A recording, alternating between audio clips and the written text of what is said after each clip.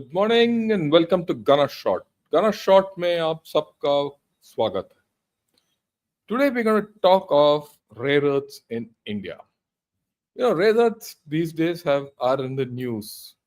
Every second day you come to know about something which is happening in this ecosystem. China has stopped, people are buying, we are in trouble, and this and that. Now, what's the reality? Look, the reality is this: at this point of time, there's no gainsaying or no getting away from the fact that China controls the rare earth, you know, ecosphere in the world completely. And we'll come to it why. I mean, I won't say why, but the price China has paid for it and prepared to pay for this kind of a control it can exercise today all over. But that's a different story. At the end of the day, as we're progressing, we need rare earths. Rare earths are not needed only for EVs and batteries and things like that. You need rare earths in computers, you need rare earths for atomic energy, you need rare earths for space and everything. Just to give you an idea, steel, one of the rare earths is a thing called cerium. You add cerium to steel, it becomes tough. It's a matter of metallurgy, so you need rare earths. So we need to understand this business and why. I mean, I've spoken about this a couple of times before also. Why am I talking of this? But it's this. There's some, exploration happening around, in Bengal and Assam. There is some in the two districts there, Karbi Anglong, East Karbi Anglong and West Karbi Anglong. They are south of Brahmaputra. I believe certain rare earths have been, found there. I will put it this way: rare earths can be found anywhere. It's a concentration of the rare earth at that place that is important, and if that concentration can be mined, and so that's the issue. And I believe here in Karbi Anglong there is something. And why I find this interesting is because Karbi Anglong, the topography in Karbi Anglong and the topography in Myanmar, Chipwe, Momak, and we'll see where they are, is approximately the same. I mean, similar topography. Once you cross that area of Karbi Anglong and rather the East Karbi Anglong, even for that matter, even West Karbi Anglong, Meghalaya, Karbi Anglong, go to Nagaland, then you go to Sagaing to Shan. This is a belt, maybe over 1,000 kilometers, sub-Himalayas. These hills are the same latitude, same morphology, everything. So this is interesting because in Myanmar, they got the heavy rare earth elements. So is there something here? We'll see. But this is early stages, right? And even in North Bengal, when you say North Bengal, you're looking at the hill parts of North Bengal. Okay. But let's do something else. Let's first understand, because this is something which people just don't understand.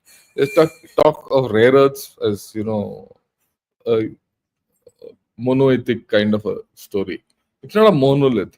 There are hell of a lot of rare earths. Rare earths generally are found in, group 3 and group 6. This is what I've shown as rare earths. Right? These are the rare earth elements. What is the importance of rare earth? They're high density, high melting point, high conductivity, and high thermal conductance. Thermal conductance is heat. Conductivity is current. That's the difference. High melting point is important because when you go in for certain applications, like in space and engines, jet engines, and all that, you're going to work in high temperatures. If you work in high temperatures, you need high melting point. So these are the things which and they change the density. High density, they change the density of the base metal. So the rare earths add toughness or okay, let's call it toughness. They add to toughness of a fundamental metal, and they make it more resilient and all that. Okay, There are two types of rare earths. The one is a light rare earth element. The other is heavy rare earth element. I've split it, and you can have a look at it. There are two. Now, there are certain fundamentals about rare earths. Rare earths are not rare. That's the first point. Rare earths are not rare. What is the problem with rare earths? Is they're dispersed. They're hard to extract in concentrated form, and they're hard to get hold of them in economically viable deposits. Cerium is the most abundant of the whole lot. Okay, uh, and that's the most. And incidentally, that's more common in nature than even copper or lead. The difference is copper and lead is you can get hold of it in concentrated forms in deposits, but these are spread out, right? In fact, they're more abundant than gold, silver, or platinum also. Where you can, there are very few places in the earth where you can get them in concentrated and economically mineable deposits. And when they do, it's very difficult to extract them. And when you extract them, they're ecologically very devastating. As simple as that. Okay. So this is the fundamental of thing. Now, light rare earth, it will understand this. These are the most abundant and they dominate the consumer electronics and energy applications. What are these? Lanthanum, cerium, praseodymium, and neodymium. Okay, they're used for magnets. They're used as catalysts. They're used for glass and polishing. They're used for batteries and they're used for lighting. Look, those of you who are interested in greater details, this is there. Okay, there's no problem. Have a look at it. Then there are the heavy rare earths. These are dysprosium, terbium, yttrium, and erbium. These are scarce. You don't get them that easily. Okay, and these are very critical for high tech and defense uses. And this is the story is generally about this. You need them for magnets, where you need dysprosium and terbium, and this is the thing which China has cornered: lighting and displays, lasers, defense, nuclear, and medical. Okay. Till recently, people thought it is only about, the difficult part is the heavy rare earths. But now people are realizing no, even light rare earths are useful. Okay. It's not easy. Right. Let's say where does India stand in terms of deposits? Rare earth oxides. It comes in the form of oxides. You will see, of course, China has the maximum, largely in Mongolia and South China. South China, in some parts, uh, the ecology has been so spoiled that they've stopped mining. And in fact, they've extracted more. The Chinese na choose lete hain sab kuch. Uh, Mongolia has got a lot of rare earths. So that is the Mongolia which is in China, not the actual Mongolia. Inner Mongolia, that is. Right? So it's got a lot of rare earths. But Myanmar, second highest concentration of rare earths. What is important in Myanmar? Hard or heavy rare earth materials. Dysprosium. Quite a lot of dysprosium. Okay. And I've done a story on that earlier, but we'll repeat it a little now. Then USA itself has got a lot of rare earths. But uh, somewhere in California, there's a place called Mountain Pass where they have a lot of rare earth deposits. And other places also, they have rare earth deposit. Uh, why did USA stop mining? Why did they stop processing? In fact, for a long time, USA was giving ore to China for processing because environmentally it is highly degrading. They were giving the dirty work off to China. China has done the dirty work, so it's doing what it wants. As simple as that. No other country wants to do this dirty work. Australia has got a lot of rare earths. India has. You see, India has got adequate rare earths for Indian requirements. That's the first thing which you have to understand. Okay. This is a rare earth reserves. I mean, this is again, what I put across is you have plenty. You are in the first half of what is available in the world. It's not as if India doesn't lack. Now, what is that cycle which is required to get rare earths?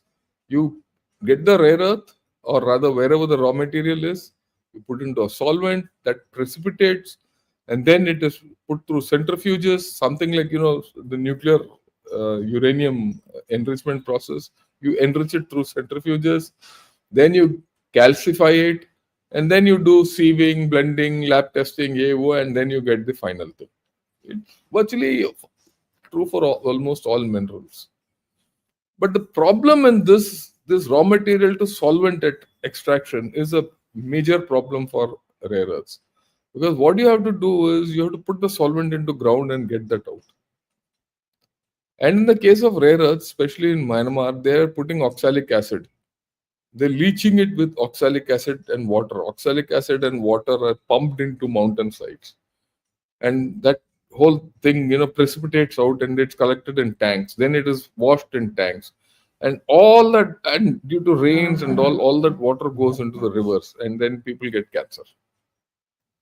That's a hard fact, right? So it's would you like uh, people in India to start suffering from cancer because of what you want, to compete with China for rare earths? Sorry, no. Right. Now, how do you? I mean, just to give you an idea, where do you use? Where all do you use rare earths in a EV car? Just see. Like I said, cerium. Cerium is the most abundant. You use it to toughening glass, all that. Glass mirrors and all use lanthanum. Again, cerium, batteries, steel processes, cerium, right? Electric motors, neodymium, praseodymium, dysprosium, and terbium. This is where the thing comes, EVs. Right, again, for yttrium, LED crystal display and all that. So it gives you an idea that, for a lot of, just in a car, you need it so many places. You need rare earths and for atomic energy purposes, this, that, all that. I mean, I'm not going into rocket motors, various parts. Computers are, you use a lot of rare earths. Okay. Uh, that's how chip manufacturing, you use rare earth. So, right. So all these are there, and these are the interesting heavy rare earth materials: dysprosium, terbium, erbium, thulium, yttrium, lutetium, yttrium, and holominium, which are the critical heavy rare earths. Now, dysprosium is used for high temperature magnets. It's called the high temperature magnet specialist. You need it for electric motors and wind turbines, nuclear reactors and dosimeters and clean energy technologies. Okay. A lot of clean energy, everything. You see, dysprosium, today China also doesn't have dysprosium. It gets dysprosium from Myanmar. Now, that story, I'll come to that. This is the thing. This is going to rise significantly because you're looking at EVs and renewable energy sources. If you don't want this, you don't need it. That's the other way. So you look at alternatives. You go the hydrogen route, you don't need it. So you have to tap alternate technologies. That's the thing. Then you have terbium. It is the luminescent powerhouse. It's where is it used? Lighting, displays, fuel cells. You want fuel cells, you need terbium. Okay, sonar systems. Wherever, different thing. Then holmium. You need for magnets, you need for lasers, you need optical isolators, medical applications. So each rare earth is used for different applications. I've just given you the larger picture. Okay. Now let's look at India. Let's look at India. India has a substantial resource base. You have lanthanum, you have cerium, you have praseodymium, you have neodymium, you have samarium, you have gadolinium, you have yttrium, and dysprosium. It's not as if you don't have dysprosium. You have. But the problem is, while you have a significant share of resources, you don't do processing, you don't do production, you need, you're not using it domestically so far, right? What are you done so far? You just exported the rare earth oxide. It comes in oxide, so it's like earlier we used to export iron ore till you started making own steel. Now you are exporting this also. So till you start making your own thing, you will export. But today, let me tell you, good news is the government has banned export of rare earth oxides. You can't.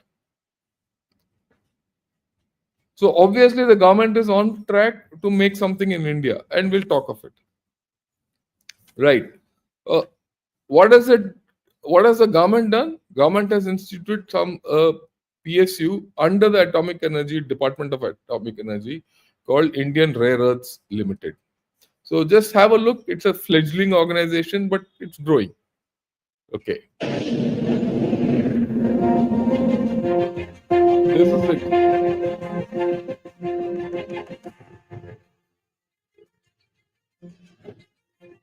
Behind breathtaking discoveries, communications that are vital for our planet, instruments that aid in healing, skincare, and sustainable transport that helps us move around with ease, lies the power of metals made from nature's own provision, the rare earth elements. Welcome to the voyage of rare earths in India. India, blessed with coastline placers, is a wellspring of rare earth elements spread across heavy mineral deposits and dunes. From bringing perfect balance to our everyday lives, to serving a purpose through niche technology in the field of aerospace, energy, and defense, rare earth elements have been accelerating the technological advancement of our nation. The idea of tapping into this precious resource in a sustainable way and using it to create a better tomorrow led to the growth of IREL India Limited. In India, production of rare earth started way back with establishment of IRE in 1950 and commissioning of its plant in 1952. To ensure supply security in terms of rare earth mineral monazite, Government of India acquired Chavara and MK Mines, merged with IREL, forming it as a central public sector enterprise under Department of Atomic Energy. Since then, Indian footprint in global rare earth sector have been witnessed with initial supplies to Japan and USA. In order to achieve the objectives of net zero and carbon-free energy, IREL is operating an entire gamut ecosystem of RE segment, starting from mining, processing, extraction, and refining. Very recently, IREL commenced production of RE metal and magnet. Known to be one of the prominent players in the rare earth and heavy mineral industry, IREL India Limited has paved the way for growth of many industries in the country. Aerospace, defense, EVs, green energy, guidance and control systems, healthcare, nuclear power, and petrochemicals. Besides rare earth elements, finds application in catalysts for emission control, FCC, glass polishing powder, battery alloys, ceramics, pigments, and phosphors. At IREL India Limited, state-of-the-art technology is used to extract rare earth elements, and we are equipped with quality control laboratories and R&D centers to offer the best.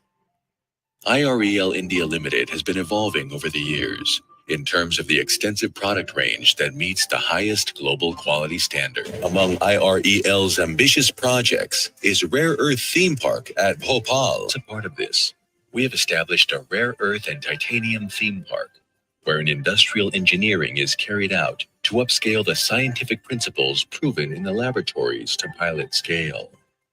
Through this forward integration, we strive to promote increased production and consumption of rare earths within the country by encouraging individuals to seek out potential rare earth applications. To meet strategic requirements, IREL has set up a state-of-the-art rare earth permanent magnet plant at Vizag and rare earth permanent magnet plant at Visakhapatnam. designed to enhance the profile of our nation, expand the production and consumption of rare earths. IREL has a vision to become a significant contributor to the global clean energy mission, boosting entrepreneurial opportunities in India. IREL is committed to paving a pathway for building a self-reliant India. So IREL is, for a long time, I, I mean, look, IREL existed for a long time, right from 1950. But till recently, IREL was only concentrating on what we needed for the DAE, Department of Atomic Energy, right? But now it's changing. You saw that. You saw that in that movie. They're doing something in Vizag. There's a theme park in Bhopal. A lot of startups are, zeroing on there. Something is happening, and I'm sure if the government has said no more rare earths to be exported outside, uh, they say, okay, come and set up here. If you want to do something, do here, not out. One. Second, you saw that report that people are looking for rare earths in Karbi Anglong. And third, which I think is very critical, is we should be looking at technologies which don't cause pollution, which shouldn't cause pollution. So, and I think the government is quite aware of it. That is why it's looking for new technologies. And there's another principle. Okay, you trade ore for technology, which we have not done. You say, okay, you want ore? We'll give you ore, but we want technology. Do it here. We'll give you the raw material. Do it here. And do it in an environmentally sustainable manner. But the more important thing is, you have to understand this has to do something with thorium, with monazite, all that which you saw in that movie where all Kerala, Andhra Pradesh, Tamil Nadu, and Karnataka and Orissa, where this are available. This is also the monazite belt. What is monazite belt? Thorium-rich sands. So this actually, when you go in for the thorium cycle, I mean, a lot of things flow in together if you people understand. I did the program earlier on the thorium energy cycle because you have maximum thorium in the world is in India in these sands. You have a thorium program for energy. Now, when you process the sands for thorium, the byproduct, one of the byproducts is rare earths. So why don't you do it together?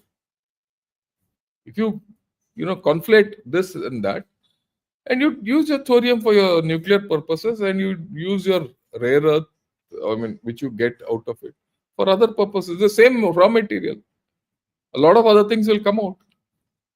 Okay, so this story I think is people understand, and let's be very clear about one thing. Our scientists, our government is not foolish; they know. So I'm not giving you gyan. This is not original Nobel Prize discovery kind of a gyan. I'm only bringing to you things which we don't know. We as public don't know. That's the point. Okay. Now let's move ahead. 2 years back, the government has come out with a policy of mining. That's why I said this is a PIB statement, proper statement, where they said they've highlighted what all we have.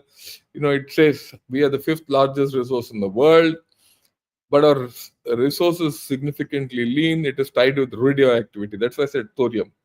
So when you get the thorium cycle going, you'll get this out. You have more LREs, and HREs are not available in extractable quantities from the coastal belt. But who knows? This might change in Karbi Anglong. That's what I get. I mean, the way I look at it, why it is deductive. I'm deducing. If you wanted LREs, anyway, they are available along your coast. You can take it out whenever you want. It's there. I mean, it's so much there that it's a matter of processing capability. Why you scouting for it there? HRE. If you get HRE there, it's worth it. So I am not very this thing. And the ecosystem is pretty long. From reserves to a finished product, you have to go through that whole thing, which I showed you, that cycle. And extraction, alloy making, is a long thing. We have not got the technology. Let's be very honest with ourselves. What little technology we have for the Department of Atomic Energy, for their requirements, they have developed the technology. But is it there for mass deployment? It is not there yet. That is what the government is doing with the theme park at Bhopal and that plant at Vizag. Okay, we have fundamental, uh, thing, and we don't have dysprosium and terbium, which I've said already. We have neodymium and praseodymium, and that you can extract up to 98% purity. And we also have samarium. I'll talk of it a little further. We have concentrated on samarium cobalt magnets, which we have used for our space program, for our ballistic missile program, and other strategic uses. We have done that. Okay, we have enough samarium to do this. Why I'm talking of samarium, I'll just come to it. NdFeB magnets are about twice as strong as uh, samarium cobalt. That's the next step, right? You have made adequate progress in samarium cobalt magnet chain. But where I've yet to do my research on this fully. I'm not, but the indications are that samarium offers a separate route from dysprosium. I've not got a handle on this, but I think samarium is valuable, which we have. And of course, we have a project to set up a 3000 kg samarium cobalt permanent magnet manufacturing facility. Now, the thing is this: if you have even LREs, you go up the value chain and produce LREs. Who's stopping? LREs also have a lot of value. Today, you're importing all that, you cut that down. So, you then say, okay, I will import only this much. And then develop that. And if you get fines, develop it and go up in the value chain. Can you trade LRE finished products for HRE, right? And find ways to get the whole thing which is ecologically sustainable. Yeah, why I said samarium, where I have hope. I see hope. Is this article I saw in New York Post, New York Times? He says China's chokehold on this obscure mineral threatens the West militaries. Here he says China produces the entire world supply of samarium, a rare earth metal that the United States and its allies need to rebuild inventories of fighter jets, missiles, and other hardware. Now, I've read this 2-3 times. In this entire thing, he talks of samarium. I've not got equivalent articles or scientific thing which says with samarium you can make do with dysprosium or make alternate. Is this an alternate to dysprosium? Something which I've not got my hands on. But the fact that samarium, it says China holds a chokehold through samarium, is interesting because you have enough samarium. So certain things you might not have, but certain things you have. So you trade. That's trade all about. Now you have something. You have a pig. I have a goat. I like pork, and you like nice mutton. So yeah, let's exchange the pig with the goat. Same thing. Why don't you do that? Okay. So you have this capability. You have this potential. The point is, how fast can our scientific setup scale it up? I'm sure they will. There's a plant at Vizag, Toyustu Rare Earths, India. It's a Japanese thing. They come and do it here, right? It's already set. They make all these. Let's have a look at the larger picture. So they make, all these things like lanthanum, cerium, all these oxides they make, right? Desidium, Praseodymium, Neodymium, all this. So it's not as if they're not, but the scale is less. And the one thing about Japanese, they might be damn good people for us, but they are very shy of many things. They have their own tricks, right? So at some point of time, we have to start twisting their tail also and say, sorry, we'll not do more. Japan has technology, it doesn't have oxides. We have oxides, we don't have technology. Is there a case of mix and match, right? This is their plant in Vizag. It's a pretty big plant. Okay. But the point which I've been saying, is this. This is again an article of New York Times, which says China has paid a high price for its dominance in rare earths.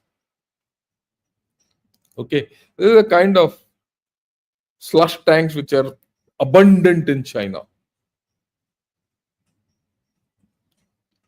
Now, in these tanks, or these are all man-made. Okay. Dam, DAO, all that. Now, the problem is in the cities which are near these, waste tanks or sludge tanks or slush tanks, call them what you want. Water seeps through the ground, and these cities are getting contaminated. There are problems. China is paying a huge price for it. Now, just to give you an idea, issues involved globally. These are the two places. There's a place called Chipway. This is China, this is Myanmar. Chipway and Momak. These are the two places where there are a whole lot of illegal mines in China. And from here, and these are all dysprosium rich. And from here, it goes into China for mining and all, and it goes. Now, everyone thinks, why does China have control over EVs and, batteries and renewables and all that? And when did this story start? It started 2 years back, 1 year back actually, last year beginning, when Xi Jinping came out and started saying, we will have high productivity, high technology and all that. Now they're crying about that, which I spoke yesterday, right? This is it. From 19 onwards till 24, Myanmar has been the primary supplier for China. Everything is illegal. China is doing everything free of cost. Right? These are the places, same thing. These are the places which, is come out in New York Times. These blue points are where in Myanmar you have rare earths. Look, rare earths could be everywhere else also. I believe the potential in Myanmar is much more. Please understand this. I'll make this point in a slightly different manner. But why they are mining here is because from here it can be illegally done across the border. If you do legally, I'm sure you'll find rare earths here. Now the fun. This is Sagaing. Okay. Let me make it bigger so that people understand. This is Sagaing. This is Manipur. This is Manipur. This is Nagaland. Mizoram. And this is, of course, Bangladesh. This part is Bangladesh. Where is this humanitarian corridor going? It is going from here. The moment you go there, you start up, impinging on it. Though it's on the other end, that humanitarian corridor will go and spread bad news to everyone here. And you are at Sagaing. You did this raid somewhere here. You're absolutely slam bang next to the Shan state where this illegal mining is going on. And if you can get hold of this Arakan army, you can upset the Chinese apple cart. We discussed this other day, Rajiv Narayanan and I.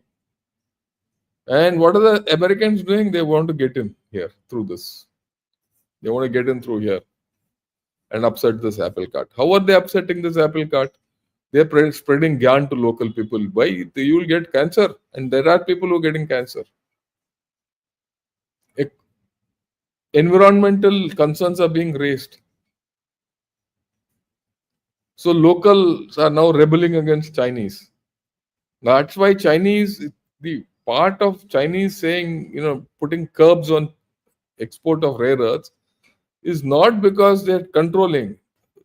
One part is control. The second part is they're not getting raw materials. The Myanmaris are not allowing them. Even locals. Forget about Janta, all that. And if you can develop this area, okay, you will get it and develop it ecologically. And for that, like I said, we have to we have to do this with USA. And you need to operate your strategic partnership at a different level. That is where geopolitics comes in. I've got a dash of geopolitics into this. Let me tell you, see, this is the, satellite image which New York Times has put out. See the number of mines. I'll not go into this again. See the number of mines. This is all in Myanmar. And what I would suggest is, if I would suggest, this is one video I'm doing in India. See the last one. Link. I'll put the link in this also. See the last one, and see. There I have explained to you what's happening inside Myanmar in detail. So if you see this and see that video, you'll get complete 360-degree view of it. And from here, there's a river. This is the area. There's a river which comes down, Kok River. It goes down into Thailand and then joins Mekong. And from Mekong, it goes down into Laos and, everywhere. Vietnam, Cambodia. So all these countries are now getting contaminated and they are all going to rebel against China. Because this is the Kok River, which goes, already Thailand is rebelling. So there are other issues which is now playing up in this rare earths business. It's a matter of time that China will be tightened through environmental thing, through militants, through this what's that humanitarian corridor. This humanitarian corridor might give or might not give any humanitarian assistance to Rakhine people and those Muslims there and all that. But it is more going in and putting the locals against the Chinese and seeing where else is there so that you can deal with Myanmar and you can take it out from there. We also could do that. That's why I said our interaction with USA shouldn't be restricted to what's happening in Pakistan. That's the most stupid way of doing it. That Pakistan ke saath kya karna hai yaar, asli cheez problems to yahan hai. So you have to start thinking your trade. You have to widen your horizons. See, this is an interesting graph. I keep showing it. Suddenly in 23, the import from Myanmar, see how it has gone. And, this three brotherhood army, till this time, till 2018 to 2022, everything in Myanmar was being controlled by Janta. That military guys, they were okay. They knew that China will do something nasty. They didn't allow China to do anything. Suddenly, this three brotherhood army comes and the problems start in that area, in Shan state. Okay. All instigated by China, so that there's a civil war. In the civil war, the Janta doesn't have control. I'll go back to that map. Yeah. In the civil war, Janta doesn't have control over this northern area. They lost control. So if they have lost control, they can do more illegal mining. Okay. So this is the time. Three brotherhood army comes into play. This is what I've shown. There's more illegal mining. It shoots up in 23. And 24, Xi Jinping announces high quality development and new productive forces. And this has gone up. Please understand the correlation between Chinese dominance in rare earths and EVs and all that. Link it to what's happening in Myanmar. Link it to the civil war. Link it to all this. There's a whole lot of story. The hidden story is this. And link it back. So I'll get back to India. So we have an opportunity there which we need to understand. We have a danger also which I want you to understand about environment, ecology, people. If you start defoliating the Deccan region, what will happen to our people? You'll have medical problems. You'll have cancer. People who think that no, we should go in for rare earths. That's stupid. Even in Karbi Anglong, what is happening? One has to be careful because if Karbi Anglong water goes where water goes east, I mean south to north. Karbi Anglong is south of Brahmaputra. Water will go into Brahmaputra. Immediate districts which will get affected are Nagaon in the plains. Water comes from Karbi Anglong, goes into Brahmaputra and the Tezpur belt. So one has to be careful in all this nonsense. Just not think, oh, I've got in Karbi Anglong, I'll start mining. No. Unless technology is in, unless the environmental factors are thing, we shouldn't do anything funny. Now, China has a technology for resources strategy. So it says, I have technology, you give me resources and all that. So let's do that. Ulta. Resources for technology. Right. Now, IRAL gives monazite to Japan. So why don't we do? I mean, why? That's what. Luckily, the government is doing it. So we've stopped that. Okay. So these are the things. I mean, I did this escaping China's rare earth trap. I am not going to go into it today. See the previous video on this, and that link I'll put in this at this point of time. I mean, after this video is done, right? So this is it. Do we have rare earths? We have. Do you have the capability to upscale? Potential is there. Do you have the technology? Not all. So is there a reason for us to sort our things out? Yes. Is the government doing something? I think so. Right? We are aware of it. So a lot of things are happening. One has to be patient, and there's geopolitics involved in it, there's technology involved in it, there's money involved in it, and so many other things. Okay. What we'll do is I'll take a few questions and I'll be a little selective because I have to leave for a conference. I'll take about 10 minutes worth of questions and then I'll quit. So don't mind if I don't take all questions. Yeah. How viable is processing of REs from coal mines? Amanjot, you can't process REs from coal mines. But what you can do is people are looking at processing rare earths from the ash which comes out of the coal mines, fly ash.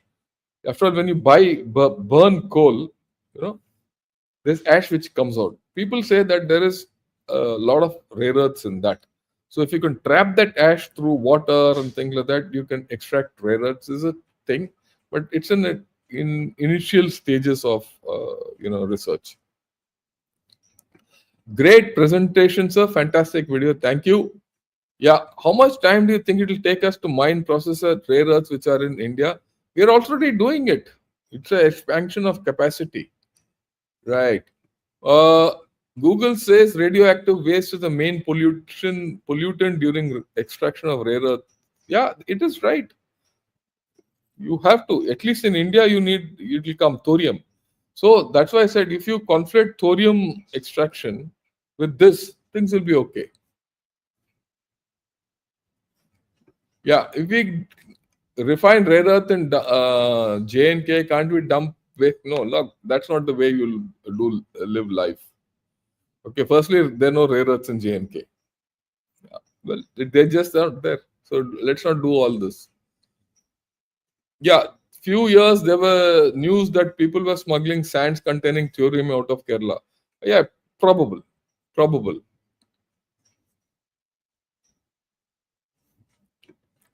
Yeah, Harjit Babbar. Thanks. Your knowledge is A1. I gain a lot from you. Thanks for this compliment because I take a lot of trouble to do research before I talk. I'm not one of those guys who goes and talks nonsense. If I don't know a subject, I'll not touch it. But if I talk, I will research. And I will research and talk. And I will talk to the extent that I can put it across to normal people in a simplistic manner. Yeah, Geet says, yeah, has China discovered an under earth rare earth deposit? Possible. But China, a lot of news which comes out of China is fake. So don't. Yeah, are there any proven safer methods available to extract and process REs in an environmental sustainable way without causing long-term ecological? This is the search. That's everyone is on this. It's not easy. Why even Brazil? Brazil gives ores to China. Incidentally, there's a mine in Brazil which is owned by Americans, controlled by Americans, on which Brazil doesn't have control, and they have given the complete mine raw material to China. Americans. No one wants to touch it. The Chinese have taken it upon themselves to touch it. They're all the best to them. They're going to pay for it. That's a different story. The Communist Party is not interested. It doesn't matter. They seem to be prepared to pay. Okay. Thank you for your efforts. I've learned a lot over the year. Thanks a lot, Amanjo. Thanks a lot. I'm glad that, sitting in Canada, you're able to think that there's a lot of knowledge within India, which is great. I mean, we have tremendous knowledge. Only thing is we need to use it better.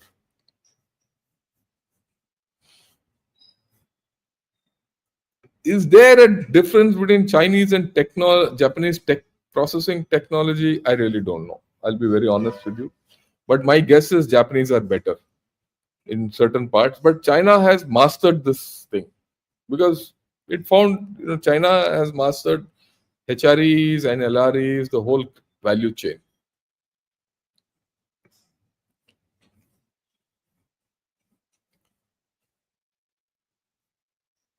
So the video is surprisingly highly informative and high quality when compared to yeah. Thanks.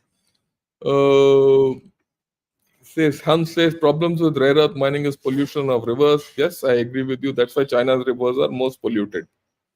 It's not only rare earths; it's others also. There are other things also which they're processing, their industry. Everything is Yangtze. The complete Yangtze basin is all the industrial belt. Yunnan's Wuhan. Wuhan sits on Yangtze.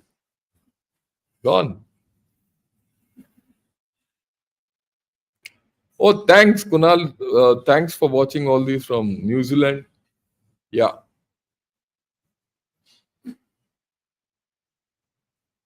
Yeah, let's see who else.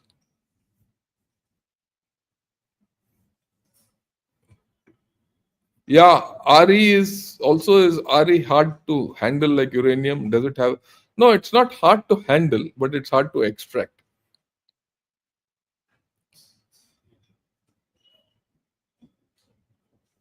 Okay, thank God Modi ji came in the right time to stop Bharat from being enslaved by Cheney, leftists, votes, and deep state. Look, I'll put it this way.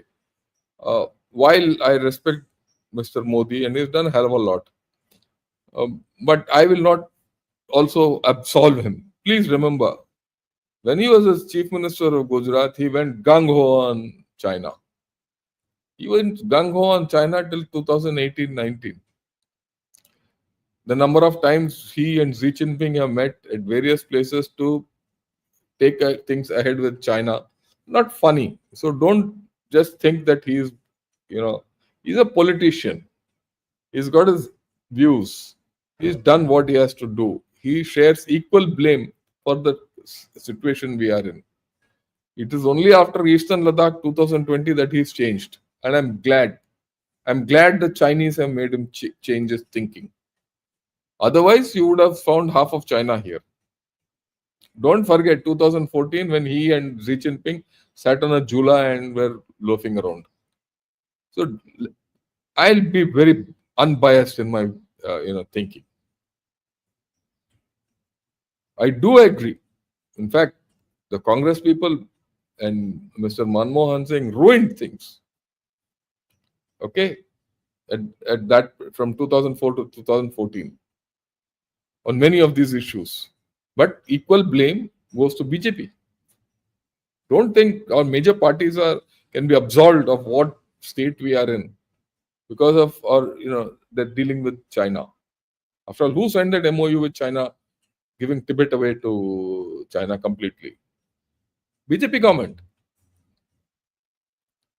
So both are at fault, but at the same time, we have to stop looking back. What has happened has happened. Let's look ahead. Let's look ahead. So that's it.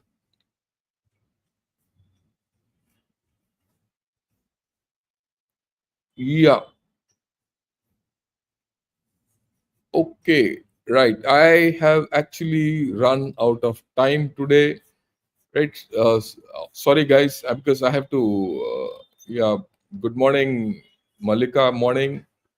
Uh, he dares to speak his mind, not suck up to the people in power. Nah, we shouldn't do that. Never. When we are being unfair to ourselves, we should speak. I have spoken. I've spoken. I've spoken in government conferences, and that's why a lot of people respect me there also. It's not only in YouTube.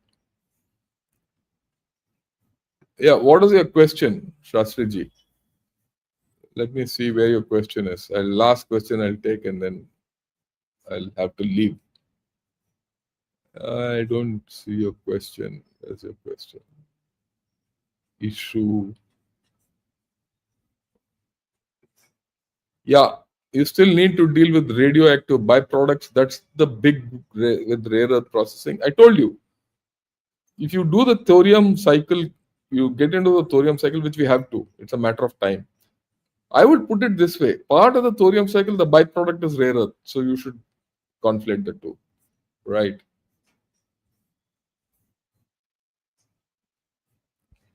We would all like we read Japanese analysis of it. Start reading Nikkei Asia. You'll get to know. Nikkei Asia gives you a lot of things. That's I think your question. Read Nikkei Asia to start with. You will get enough material. Okay. Okay. I think I have generally finished with respect to China. That's what you said. Yeah. Thanks a lot. If you like this video, please spread it. I think you should have, from what I put across to all of you, let people know what we are doing in India or not, what we should do more. That's the first part. And the second part, of course, is I'd like more people to subscribe. So that the idea of subscription is that more people, the word spreads, right? The reality spreads. Okay. Yeah. Last, but are we dependent on Western technology? Yes and no. To a certain extent, we are dependent, but for a large extent, we are not dependent. But we need to develop scale. We need to have our policies in order.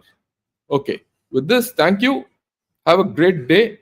I'll get back in the evening and we're going to talk of civil military fusion. And I'm going to get General Hari Mohan and General Rajiv Narayanan to talk about it in the evening. Join us at 8 o'clock. Till then, have a great day. Enjoy yourself.